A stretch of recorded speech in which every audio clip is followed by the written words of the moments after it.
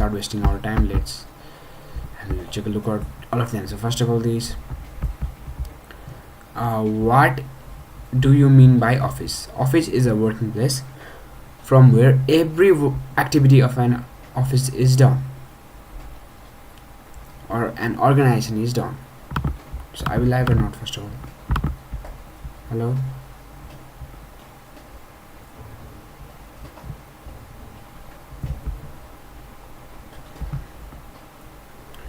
So first of all, I'll do one thing. The thing I'll doing is I'm gonna put my video upside here, making a little bit small, more smaller. So yeah, this much it's okay. You can see like this way. So that is wasting our time. So what do you mean by office? Office is the working place from where every activity of an office is done. We all know every activity and organization is done. Okay, and what are the types of offices? There are government office, private office, and service motive office. What kind of office is a permanent office? Those offices which do not have a fixed time boundary but perform tasks for a long period of time, extended period of time, is known as permanent office. So after that, we'll go and look what kind of office is temporary office. Those office which are bounded by fixed time and perform tasks for a short period of time is known as temporary office. What kind of office is government office? Those office which are owned, managed and run by government is known as government office. What do you mean by service oriented office? Those office which are established in aim of providing services is known as service oriented office. Now explain type of office in brief. There are mainly three types of offices. They are government office. Those offices which are owned, controlled and run by government is known as government office. They are totally invested by government. Motive of this office is to provide services to the general public through good governance. After that, we got business office. Those offices which are established with the aim for making profit is known as business office. There are mainly two types of business office. We'll discuss about it later. Some business office also may aim to provide services. Business office are of two types. One is government invested and another is private office. Now what are the functions of office? I have written 5 functions of office. They are formulation, execution and evaluation of plans. Means formulation means forming the plan, execution means implementing the plan, and evaluation means analyzing the plan and policies that you have made. After that, maintaining harmonic relationship with the stakeholders. Office is the place from where you do coordination, you communicate with the stakeholders, and which will ultimately lead to making harmonic relationship. After that, receiving, recording and providing information. What do you mean? Receiving, recording and providing. First of all, you receive the information, you provide it and store the information. Handling mails, letters also is done in office, obviously, because how will a person sit in home and of their own organization, how will they manage the mails and letters? They all are done in office. And protection of assets of organization. Yeah, the protection means there are different type of assets. Means some kind of assets is like documents, then you got furnitures, different monetary assets, and this all are protected in the organization.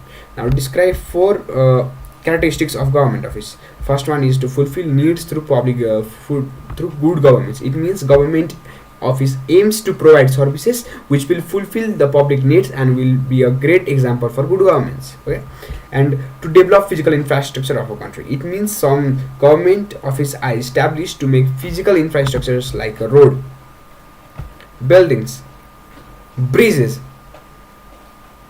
They are government office. And government office facilities and physical infrastructure are also facilities to maintain peace and security and save the nation. Government office can also be focused to save nation from foreign and create internal peace which will benefit the people, to create the favorable condition for social, economical and political development. After that, we are going to describe what are the characteristics of service motive offices. The characteristics of service motive offices are: there is an independent management system. An executive is bound to perform under constant regulations, manages and controls the office. They have independent legal existence. Financial management is directed by general meeting of the organization. Executive committee and board members make plans and policies, rules and regulations. So let me try to memorize them. There is an independent management system. Then group of executive is formed to manage and regulate them. After that, executive of board members makes the plans and policies. They have their separate legal existence. Then they these offices are directed, these offices run with the technical and financial guidance of nation, organizations, international organizations, foreign people, individuals. Okay.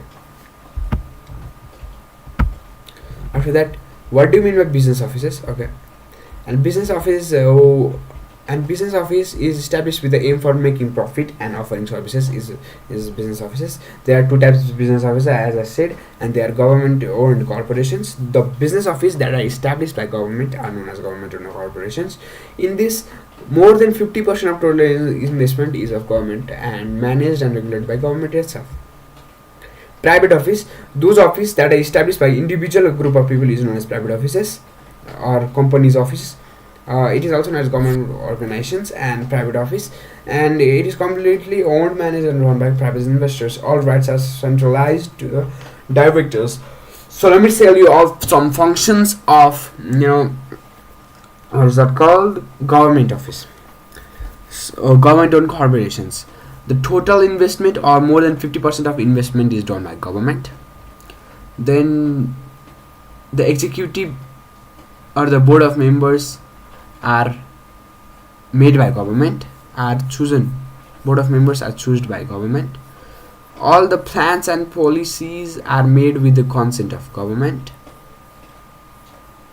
They have their own legal existence and independent financial management. Then they are normally service oriented. Private office, their main aim is to yield profit. All investment is done by group of people, individual, and all the rights are centralized to the directors and proprietors. Then the administrative expense is tend to be reduced in the possible extent. Now we'll go to difference between government owned business offices and private business offices.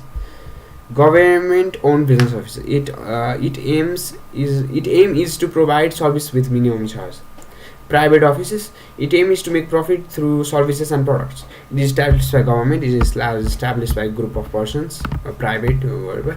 It is run by government, it is run by private investors. Board of members are nominated by government, board of members are nominated by private investors. And Nepal Trading Limited, Nepal Electricity, Nepal Oil Limited, Lumini Finance, Greenwell School, MKH Hydropower, etc. are the example of private offices. Now, office plays an important role in organization. Yeah, obviously. So how? I'll read it up. Office is a place which is used to do any type of work of an organization. Also, office can be called as working place. Without office, an organization can be established. Office plays a vital role or important role in organization. In other words, office is important in organization. There are numerous reasons that the office plays an important role in organization. Office are of different variety.